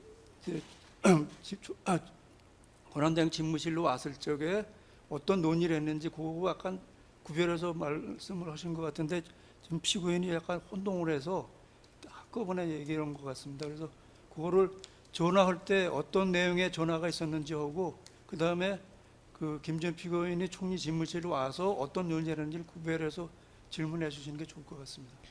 답변은 구별해서 답변하신 것 같은데요. 지금 말씀하신 취지는 헌법재판관 임명과 관련해서 누가 이제 임명을 해야 되는 거 아니 이렇게 누굴 말해서 판단한 게 아니고 언론 등에서 언급이 되는 거는 본 적이 있다. 그렇지만 본인이 결정했다. 그 말씀하시는 거 아닙니까? 네. 그래서 김주현한테 연락을 해서 그 이야기를 했다는 취지로 말씀하시는 것 같은데요. 네. 맞습니까? 네. 네, 다음 질문하시죠. 예, 제가 추가 질문 좀 하겠습니다. 피고인 좀 명확하게 하고 싶은데 그 김주현한테 전화해서 호출하셨을 땐 당연히 이제 피고인이 먼저 헌법재판관 관련해서 얘기하자라고 얘기하셨다는 거고 그렇죠? 용건 밝히셨다는 거고. 네. 그러면은 피고인이 이제 김주현을 부르시기 전에 있잖아요. 아예 전에 이 헌법재판관을 지명해야겠다. 대통령부서 헌법재판관을 지명해야겠다는 생각이나 논의를 최초 누구랑 어떤 과정으로 결정하신 겁니까? 그거는 이미 임기가 18일 날 임기가 만료되는 것으로 그렇게 돼 있었던 거죠. 아니 그러니까 피고인 그 보좌기관들한테서 권한 대행님 아니면 총리님 이 현안이 있습니다. 왜냐하면 스케줄을 피고인께서 다 못 챙기시잖아요. 바쁘시니까. 누군가가 임명해야 될 때가 됐습니다라고 권한 사람이 있을 것 아닙니까? 그런 분들은 들은 기억이 없습니다. 예, 순번 770번 사건 관계 인간 통화 내역 좀 제시하겠습니다. 4월 4일, 4월 5일, 4월 6일 부분입니다.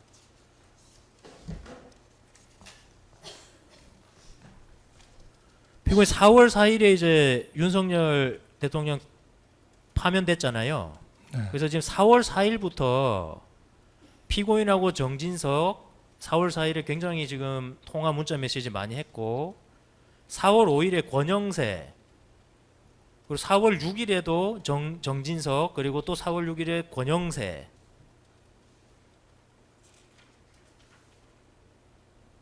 이렇게 통화 내역이 있거든요. 지금 그러면 4월 4일 윤석열 파면 이후에 정진석, 권영세와 자주 문자 및 통화했는데 이때 이 사람들하고 헌법재판관 지명 관련 논의한 것 아닙니까? 전혀 기억이 없습니다.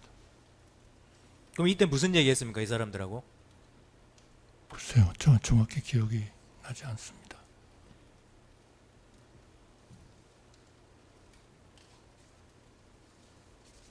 예, 66항입니다. 피고인은 수사 당시에는 그 김주현으로부터 보고받은 법조인 이름 관련해서 이완규, 함상훈 이외에는 뭐 다른 이름은 기억 안 난다고 하셨잖아요. 네, 근데 방기선이 이 법정에서 김태규 방통위 부위원장도 검토됐다고 증언했는데 그 증언 듣고 나시니 지금은 김태규도 그 리스트에 있었던 것으로 기억하십니까?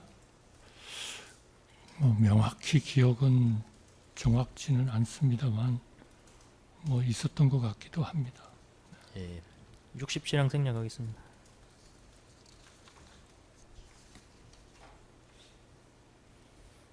야, 67항 좀 바꿔서 묻겠습니다. 그럼 피고인 그 4월 4일 윤석열 대통령 파면 선고 전후로 해서 피고인이 누구 뭐 보고를 받았든 아니든 피고인이 헌법재판관 대통령목 헌법재판관 지명해야 되겠다고 생각하신 게 윤석열 파면 전입니까 후입니까? 그 권한대행이라는 게 무엇을 할 수 있느냐 하는 것은 맨 첫 번에 그 3명에 대한 국가의 선출 몫을 어떻게 해야 되느냐 하는 것들이 논의될 때 굉장히 많이 논의가 됐고 거기서 예를 들면 뭐 현상 유지적인 것이냐 유고가 됐을 때는 그렇지 않은 것이냐 아니면은 원천적으로 권한대행이 그런 권한을 가질 수 있는 것이냐 뭐 이런 것들이 굉장히 거기서 논의들이 많이 됐었던 것 같고요. 특별히 뭐 4월 4일 이후에 그 대통령이 탄핵된 다음에 뭔가를 피고인 그게 제가 질문해놓고 지금 생각해 보니까 4월 4일에 탄핵 심판이 기각됐으면 윤석열 대통령이 복귀하니까 4월 4일 이전에는 당연히 대통령목 헌법재판관을 피고인이 지명 여부를 피고인이 고민하실 필요가 당연히 없었을 것 같고요. 그럼 파면이 되었기 때문에 4월 4일 파면된 이후부터 4월 4일, 4월 5일, 4월 6일 그 사이에 헌법재판관 지명해야 되겠다는 생각을 하시게 된 게 맞겠다, 그렇죠? 그런데 재판장님, 지금 4월 4일 이전에는 그 권한대행이 재판관을 임명하고 지명하는 것에 대해서 고민할 필요가 없다는 걸 전제로 해서 물어보고 있습니다. 그래서 아니, 그거는 피고인 신문이지 않습니까? 증인이 아니고.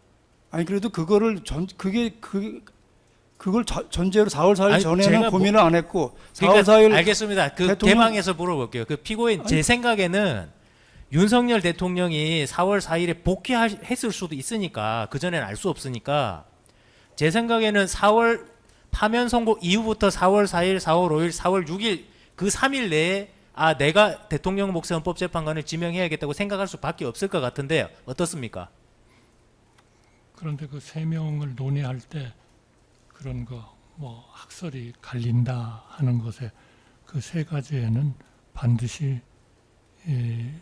뭐 유고됐을 때만 그렇다 하는 것도 물론 있지만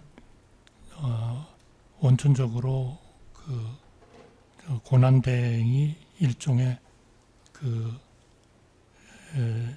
직무 대리 저는 뭐 지난번에 이완규 전 법제처장이 증인석에 와서 얘기한 거를 들은 겁니다만 그러한 그 하나의 그런 학설로서 권한대행은 직무대행으로서 그런 권한을 행사할 수 있다 하는 것도 하나의 학설로서는 뭐 있는 것이다. 그렇게 제가 본 것 같습니다. 예, 68항은 요게 너무 좀 포괄적이라서 제가 피고인이 수사 과정에 있었던 진술을 말해 주는 걸로 대체를 좀 하겠습니다. 68항입니다. 피고인께서 그 김주현하고 어떤 방식으로 헌법재판관 후보자들 선정 논의했냐라고 이제 물었을 때 특검 조사에서 뭐라고 하셨냐면요. 제가 김주현에게 헌법재판소 재판관 후보자로 추천할 만한 인사풀이 있느냐라고 묻자 김주현이 미리 준비를 해온 아까 말한 법조인 10여 명의 이름 등이 기재된 리스트를 저에게 건네주었고 저는 그것을 검토하였습니다. 그 리스트에는 아까 말한 것과 같이 후보자의 이름, 경력, 학력, 현재 직책 등이 기재가 되어 있었습니다. 이완규와 함상훈도 그 리스트에 포함이 되어 있었습니다. 그 리스트를 보고 제가 이완규와 함상훈을 선정하였습니다 라고 진술하셨습니다. 제가 그대로 옮겨놓은 건데요. 이런 식으로 헌법재판관 후보자 논의하신 건 맞습니까? 제 기억엔 그렇습니다. 예. 피고인이 이제 리스트를 보시고 이완규, 함상훈을 선정하신 후에 선정을 이제 하셨습니다. 선정하신 후에 김주현한테 어떤 지시하셨습니까? 저는 뭐 특별한 그런 그 지시를 하지는 않았습니다. 왜냐하면 그 둘을 그 지명을 한 것은 이제 권한대행으로서 결정을 한 거고요. 그러면 그 나머지 일종의 그 사후 조치라 할까 이런 것들은 당연히 그 김주현 전 수석께서 그 해야 하는 그러한 그 일로서 저는 생각을 하고 있었던 거죠. 그리고 70방입니다. 피고인은 김주현에게 이완규, 함상훈에 대한 신속한 인사검증 지시하셨죠? 저는 그건 기억이 없습니다. 안 한 것 같습니다. 순번 152번 김주현 피의자 신문 조서 중 2049쪽 12행부터 17행까지 제시하겠습니다.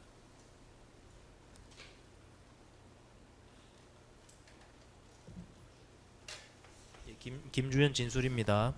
잠깐만 이게 저희 그 부동의한 건데 이걸 부동의한 거를 증거로 이걸 제시를 해도 되는지가 좀 의문이 들어서 이거는 좀 제시하면 안 될 것 같은데요. 순번이 152번인가요?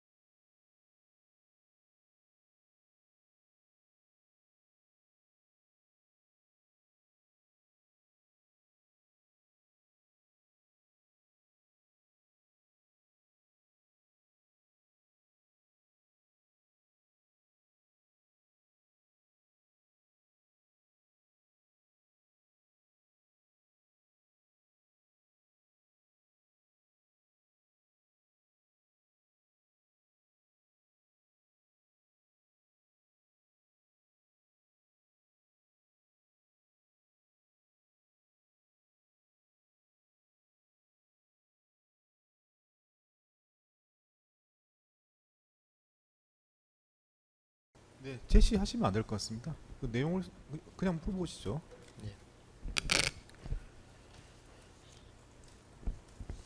예, 순번 152번 김주현 피의자 신문 조서 중 2049쪽 12행부터 17행까지 제가 읽고 말씀드리겠습니다. 김주현 피고인이 헌법재판관 후보자와 관련 없는 대화를 비롯하여 어느 정도 대화를 하다가 마지막 즈음에 한덕수가 이런저런 고려 끝에 이완규, 함상훈 두 명을 지목하면서 말씀하시며 이완규, 함상훈 그분들에 대해서 그럼 검증을 진행해 보자 라고 하셨습니다.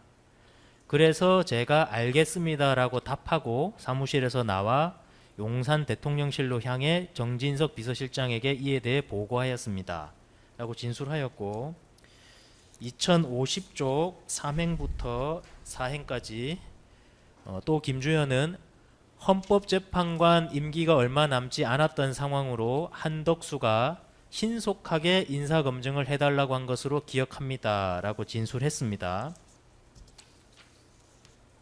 예, 결국 지금 피고인하고 논의를 했던 김주현은 피고인이 신속하게 인사검증하라고 지시했다고 진술하는데 어떻습니까?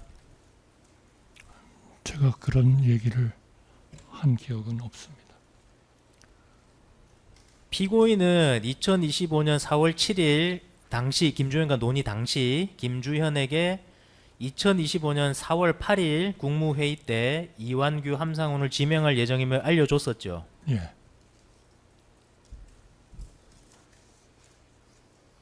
피고인은 2025년 4월 8일 오전 국무회의 전 간담회 끝나고 이완규, 함상훈을 헌법재판관으로 지명하는 발표하신 건 맞습니까? 네, 그렇습니다. 피고인은 이완규, 함상훈을 헌법재판관으로 지명하는 과정에 대통령 비서실장 정진석하고 논의하신 사실 있습니까? 없습니다.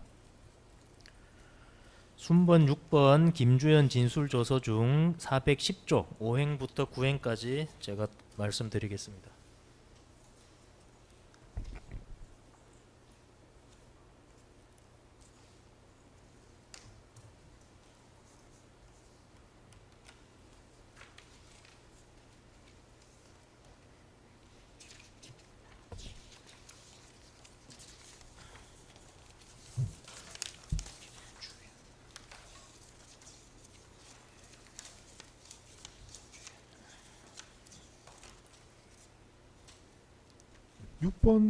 수번 6번도 제시는 안 될 것 같습니다. 아, 예, 그래서 내용을 제가 물어보시죠. 네. 말씀드리겠다고 했습니다. 예. 예, 410쪽 5행부터 9행까지를 읽겠습니다. 김주현 진술입니다. 질문입니다. 질문이 정진석 비서실장은 한덕수 권한대행의 헌법재판관 지명에 관여한 것이 있는가요? 라는 질문에 김주현이 제가 한덕수 권한대행의 호출을 받고 총리실로 가면서 정진석 비서실장에게 보고를 했고 총리실을 다녀오고 나서도 그 내용에 대해서는 정진석 비서실장에게 보고를 했습니다. 라고 김주현이 진술했는데 이러한 사정에 대해서 피고인이 알고 있는 것 있습니까? 없습니다.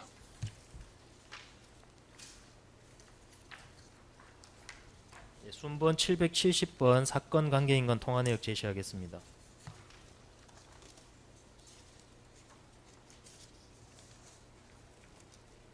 (4월 7일) 2025년 4월 7일 부분입니다.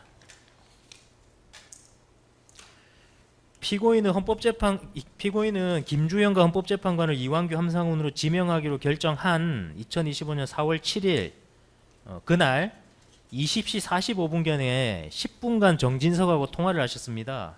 이때 정진석하고 이완규, 함상훈 지명과 관련된 사항에 대해서 이야기하셨죠? 아닙니다. 기억이 없습니다. 그럼 이때 무슨 이야기 하셨습니까? 기억이 없습니다. 그럼 피고인 이때 그 정진석한테 그 헌법재판관 지명 여부와 임명 스케줄 같은 걸 말을 안 해줄 이유는 있나요? 김주현 수석하고 얘기를 하기 때문에 특별히 얘기해야 할 이유는 그러니까 없었던 것 예, 같습니다. 정진석 비서실장이 김주현 민정수석과 이야기를 하는 부분이다 이 말씀입니까? 네. 예, 순번 773번 제21대 국회 제398회 제5차 국회 본회의 회의로 제7쪽 중 국무총리 한덕수와 박범계 의원 질의응답 부분 제시하겠습니다.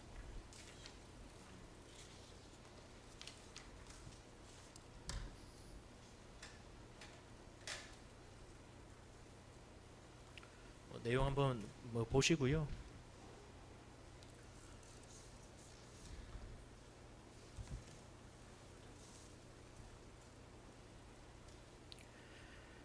피고인이 2022년 7월 25일 국회 대정부 질문에서 발언한 내용입니다. 피고인은 2022년 6월 7일 설치된 법무부 인사정보관리단의 설치 이유 및 업무 방식과 내용에 대해서 잘 알고 있으셨죠? 잘 몰랐습니다.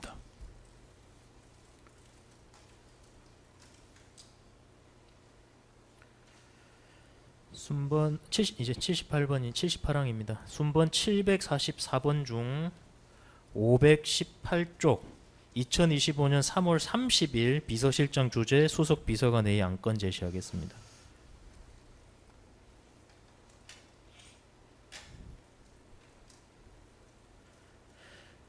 피고인은 권한 대행 시기에 비서실장이 주재하는 수석 비서관 회의 자료를 대통령 비서실로부터 보고 받으셨죠?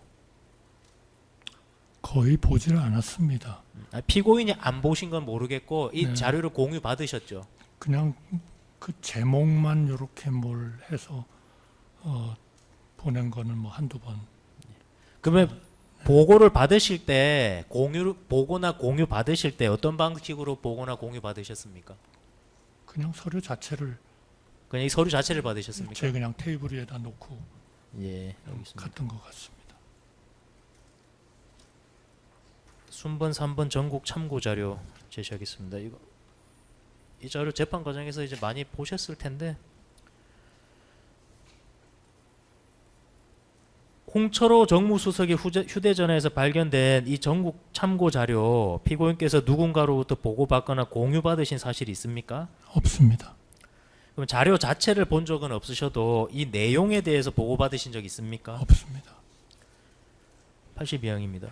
전국 참고 자료는 2025년 3월 28일에 생산됐고 여기 보시면은 대응 방향과 전략에 대해서 일요일 수석회의에서 논의라고 돼 있는데 이 일요일 수석회의가 3월 30일입니다. 그래서 3월 30일 수석 비서관회에서 논의할 필요가 있다라고 기재한 것인데 아까 보셨듯이 순번 744번 517쪽입니다. 아까 보셨듯이 2025년 3월 30일에 실제로 비서실장 주재 수석 비서관 회의가 개최됐습니다. 그리고 당연히 당시 회의 자료도 피고인에게 이제 보고가 됐을 것인데 피고인은 이 당시 대통령 비서실로부터 전국 참고 자료 자체 또는 그 내용 보고받으신 사실 없습니까? 없습니다. 순번 744번 중 523쪽 및 527쪽 2025년 4월 7일 비서실장 주재 수석 비서관회의 안건 제시하겠습니다. 먼저 523쪽입니다. 2025년 4월 7일에 개최된 실수비 안건입니다. 그리고 527쪽입니다. 그 안건에 붙어 있는 4월 7일부터 4월 19일 권한 대행 겸 국무총리 행보안이라고 해서 이런 권한 대행 행보에 대한 자료도 첨부되어 있습니다. 여기 보면 이제 피고인의 일정이 사전에 대통령 비서실로 전달돼서 대통령 비서실장 및 수석 비서관들에게 공유가 되고 있습니다. 그러면 4월 7일 여기 보시면 4월 7일 월요일 오전 9시에 총리실 간부회의하고 비공개라고 돼 있는 이 부분이 이 자리가 손영택 방기선이 배석한 상태에서 피고인하고 김주현이 헌법재판관 대통령 목상 헌법재판관 지명 결정한 자리 맞습니까? 저는 모르겠습니다. 이러한 방식으로 피고인의 일정이 대통령 비서실로 사전에 공유되고 있으므로 2025년 4월 7일 오전에 피고인과 김주현이 헌법재판관으로 결정하기 위해서 만난 사실을 대통령 비서실장 정진석도 이 회의, 이 실수비 회의 이전에 당연히 알고 있었던 거죠. 저는 모르겠습니다. 85항입니다. 피고인은 공직 생활 중에 수차례에 걸쳐서 인사검증 받아보셨죠? 글쎄요, 중간에 이렇게 들어갔다 나갔다 하는 것들이 그러니까 그냥 여러 번 인사검증 받아보셨죠? 아니, 그러니까요. 그렇게 해서 계속 그 자리를 사직했다가 다시 들어왔다가 하면 이런 그 인사 이 사이클을 되게 다 거쳤을 것 같은데요. 예. 그냥 계속되기 때문에 저는 뭐 그렇게 많이 인사 검증을 받은 것 같지는 않습니다. 피고인은 이완규, 함상훈에 대한 인사 검증과 관련해서 그 검증 결과 등에 대해서 누군가로부터 어떤 보고 받으셨습니까? 아무 보고도 받지 않았습니다. 그 문제가 있었으면 아마 그 검증이라는 사후 과정을 거치는 분들이 얘기를 하지 않았을까 그렇게 생각합니다. 인사 검증을 통해서 그 후보자가 적격인지 부적격인지 뭐 부담이 되는지 그 결과를 후보자를 선정하고 임명권 선정하였고 임명해야 되는 피고인한테 보고를 안 했다는 뜻입니까?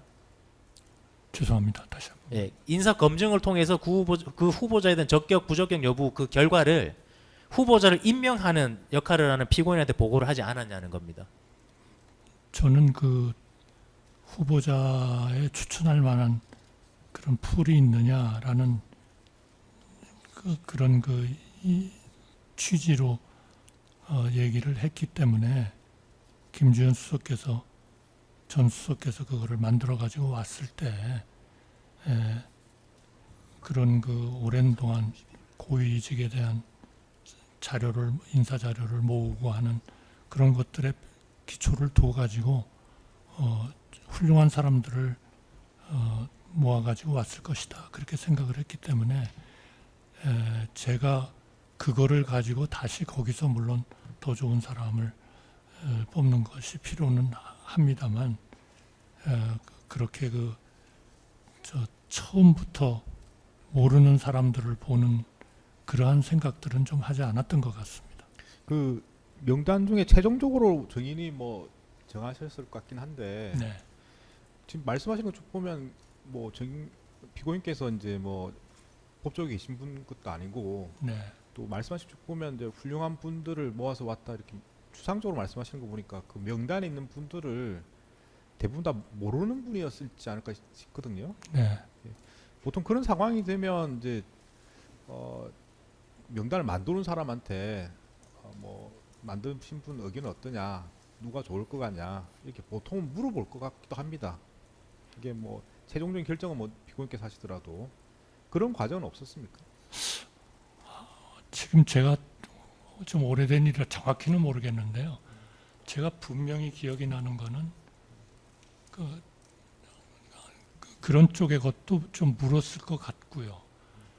그리고 특히 제가 머리에 제일 남는 것은 함상훈 그 후보자였습니다. 그래서 제가 요 분은 어떤 분이냐, 제가 이제 거기에 그분의 여러 가지 그런 경력이나 이런 것들을 보고 그렇게 해서 제가 확실하게 김주현 수석께 물었던 거는 확실하게 기억이 나고요.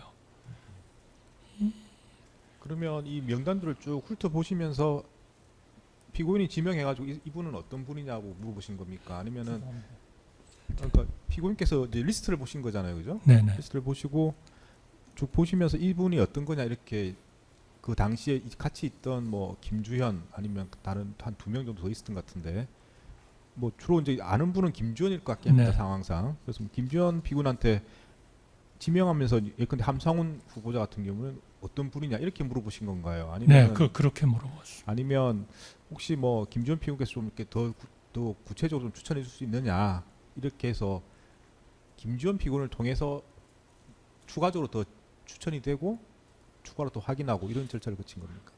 함상훈 후보에 대해서는 그거는 제가 물었던 기억이 분명히 있고요. 이완규 후보는 뭐 제가 3년 동안을 지켜본 사람이니까 제가 알았고 또 뭐 형사법 같은 거에 대해서 상당히 조예가 깊고 또 그렇다는 것도 제가 뭐 알고 있었고 합니다만 제가 누가 괜찮으냐 해가지고 함상훈 후보를 아마 추천을 받았을 것 같기도 한데 함상훈 후보에 대해서는 제가 분명하게 이분 어떤 분이요 굉장히 여러 가지로 특별히 또 그 중에서도 좋은 분 같은 그런 생각을 했었습니다. 그러니까 이제 함상훈과 관련해서는 더 이야기를 한 게 기억이 난다는 말씀이신 것 같고 제가 여쭤본 거는 이제 그 리스트 중에 여러 명이 있었는데 그 중에 누군가에 대해서 더 이야기를 했다면 뭐 피고인께서 먼저 꺼낼 수도 있는 거고 아니면 리스트를 만드신 분이 이렇게 더 추천할 수도 있는 거고 뭐 피고인께서 요청하셔서 제가 아마 뭐 묻기도 했을 거고 처음 이제 하는 거기 때문에요. 네네. 그럼 또 뭐 얘기도 좀 해줬을 거고 그 중에서 특히 이제 제가 이렇게 그 리스트를 쭉 보다가 함상훈 그 후보에 대해서는 제가 특별히 하여튼 좀 물어본 기억이 확실하게 납니다. 일단 네 알겠습니다. 지금 뭐 기억나시는 부분만 말씀하시는 것 같으니까 네, 다음 질문하시죠. 그 88항입니다. 피고인께서 그 이완규 함상훈 검증 결과 보고받지 않으셨다 했는데 지명하시기 전에 인사 검증 결과 확인하셔야 되는 것 아닙니까? 저는 그 김주현 전 수석께서 그걸 가지고 올 때 사실은 거의 검증이 끝나지 않았을까, 저는 그런 생각을 했었습니다. 그런데 지난번 방기선 증인할 때 그게 한 90% 정도라고 봐야 된다, 이런 말씀도 계시고 했습니다만, 그래서 사실은 검증에 대해서는 저희는 거의 신경을 안 썼고요. 만약 문제가 있어서 안 된다고 하면 안 된다는 얘기를 저한테 그 자리에서 하거나 아니면 돌아가서 하거나 하여튼 어떤 과정에선가 다시 얘기를 해서 그거를 뭔가 저희가 판단을 하도록 했을 것이다. 저희는 그렇게 믿고 예. 있습니다. 그 추가 질문 좀 하겠습니다. 그 지금 피고인께서 김주현하고 4월 7일 오전에 이제 이완규, 함상훈 지정하시기로 하셨고요. 네. 지명하기로 결정하셨고, 김주현은 피고인으로부터 신속하게 인사 검증하라는 지시 받았다라고 했고, 네. 피고인은 김주현한테 4월 8일 오전 국무회의 때 이 사람들 지명할 거라는 거 알려주셨다고 했어요. 네. 맞죠? 국무회의라는 얘기는 안 했던 것 같습니다. 그럼 4월 8일에 네. 4월 8일에 지명할 거라고는 하셨어요. 네, 네. 그러면 궁금한 게 김주현이 복귀해서 비서실장한테 보고하고 공직기강 비서관한테 지시해서 이제 인사 검증을 시작하는데, 피고인 생각입니다. 피고인 생각에 4월 7일 그런 절차를 거쳐서 인사 검증을 하고 4월 8일에 이 사람들을 지명하기로 스케줄을 짰는데 인사 검증이 될 수 있는 시간이라고 생각하십니까? 저는 그거는 충분히 평소에 그런 그 고위직에 대한 인사 정보 같은 거를 이렇게 축적을 할 수도 있는 그런 상황이었을 거라고 생각하고요. 그 다음에 문제가 있었으면 저의 성격도 그렇고 아마 김주현 전 수석도 마찬가지일 겁니다. 이거는 절대로 안 됩니다. 이 자리에서 그렇게 말씀을 하셨을 거고, 거의 그 자리에서 못했으면은 돌아가서라도 분명히 말씀을 하셨을 거다. 저는 그렇게 생각하고 믿고 있습니다. 90항입니다. 결국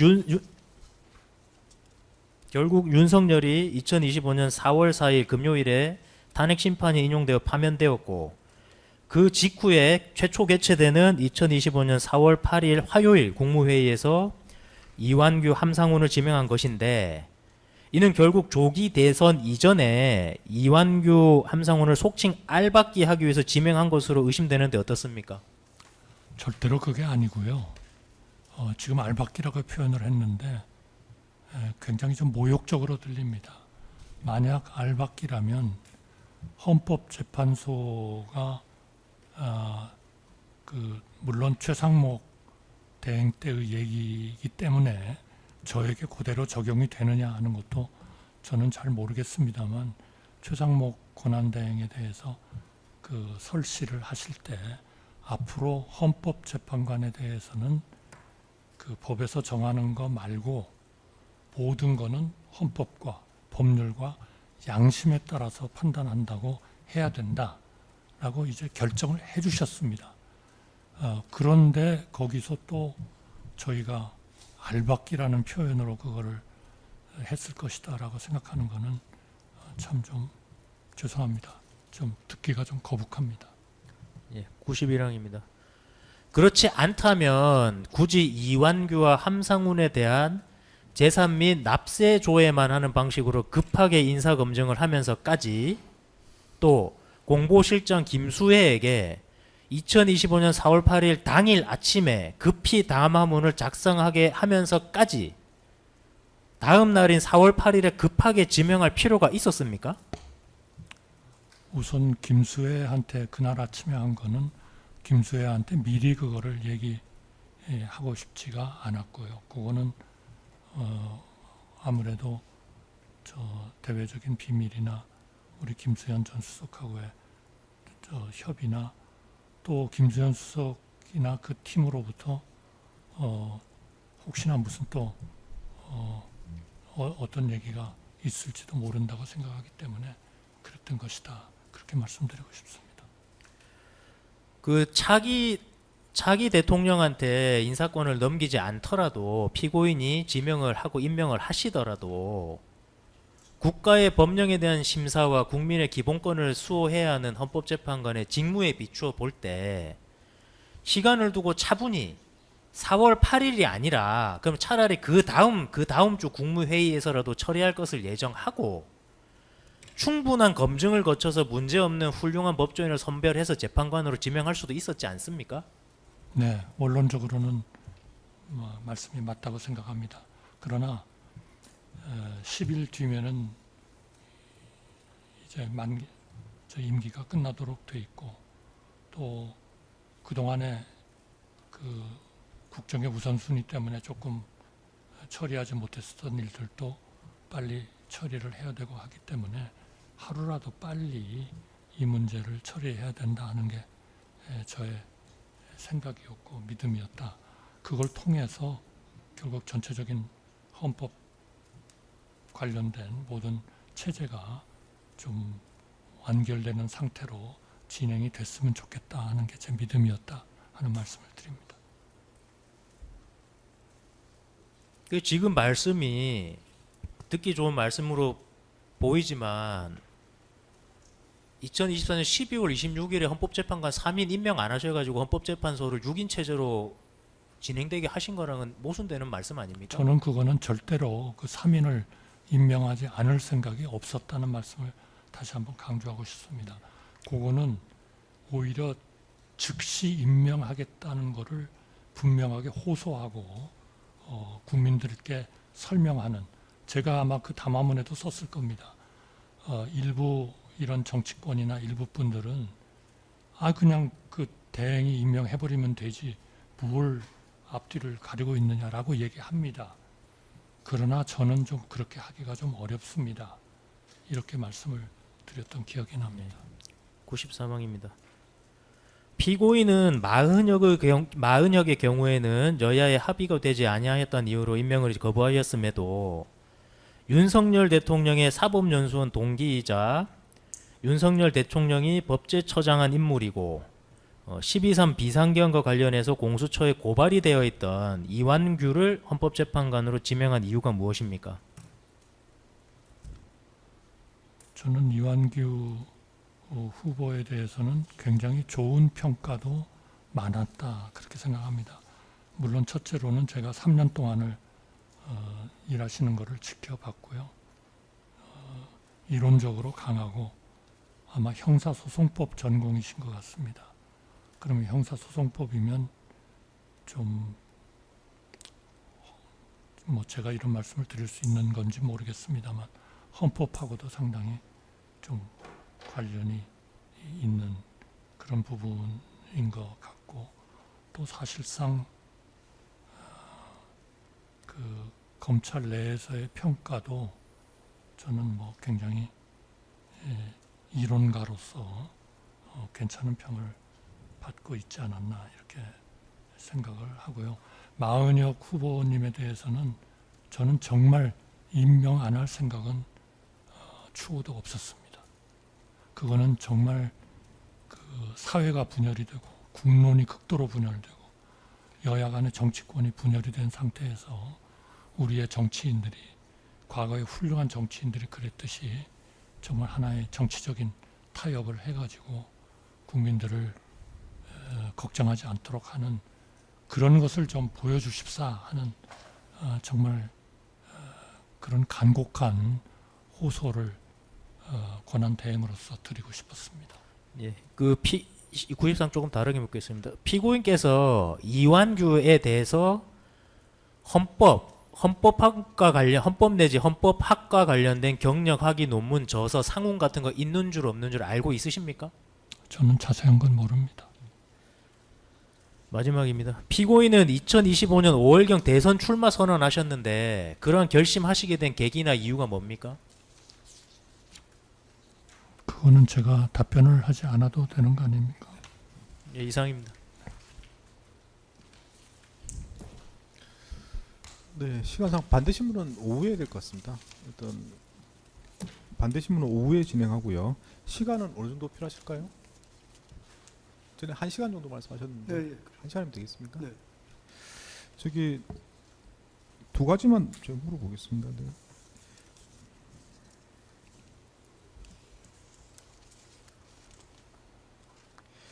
그 이제 4월 8일 날 국회 몫에 대한 헌법재판관 임명, 뭐 대법관에 대한 임명, 그리고 대통령 몫의 헌법재판관에 대한 지명 이런 게 이제 4월 8일 날 같이 다 이루어졌는데요. 지금 국회 몫에 대해서는 쭉 답변하신 취지를 보면은 탄핵 절차에서 이제 복귀한 후에도 여러 가지 급한 국정 운영 등이 있었기 때문에 바로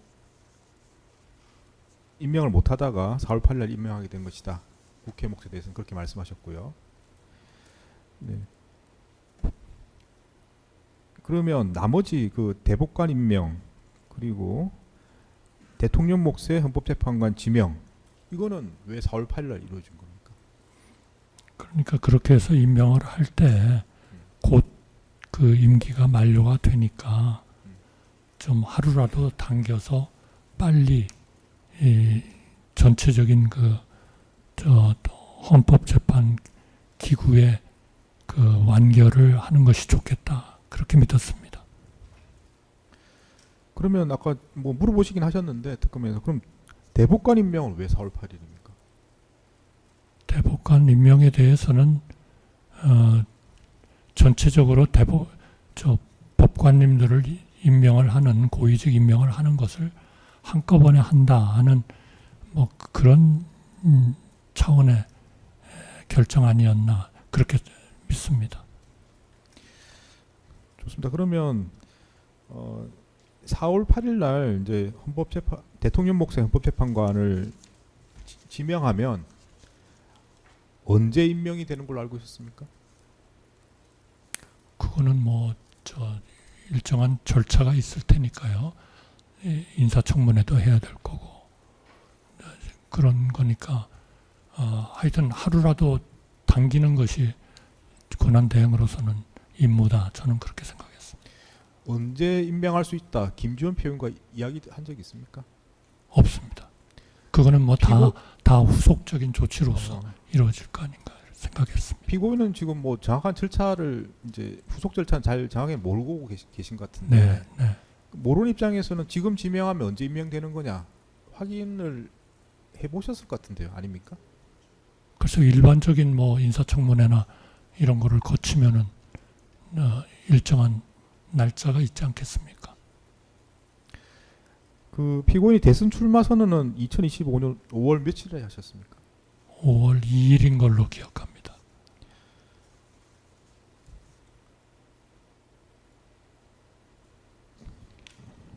(4월 8일) 이렇게 대통령 몫의 헌법재판관을 지명을 했던 이유는 한번 여쭤보는 겁니다. 근데 뭐 제가 피고인 생각은 뭐 다를 수도 있고 여러 가지 뭐 가능성도 있고 하기 때문에 여쭤보는 거라서 4월 8일 그렇게 지명했던 이유는 피고인이 5월에 대선 출마를 염두에 두고 있었기 때문에 그 전에 임명을 하기 위해서 그런 절차를 신속하게 하려고 했던 거 아닙니까? 전혀 그런 생각은 없었습니다. 일단 여기까지 하고요. 오전은 오후 재판은 반대신문 절차부터 진행하겠습니다. 그리고 아까 1시간 말씀하셨고 그 다음에 정진석 피고인에 대해서 네, 예, 1시간에서 1시간 반 사이면 될 것 같습니다. 1시간 말씀하셨고 1시간 정도 하시면 되겠습니까? 그러면 오늘 아마 뭐 오후 중으로 뭐 예정했던 절차는 다 마무리될 것 같습니다. 네, 그렇게 오후 재판은 진행하도록 하겠습니다. 네, 그럼 식사하시고 오후 2시에 진행하도록 하겠습니다. 네, 오전 재판 마치겠습니다.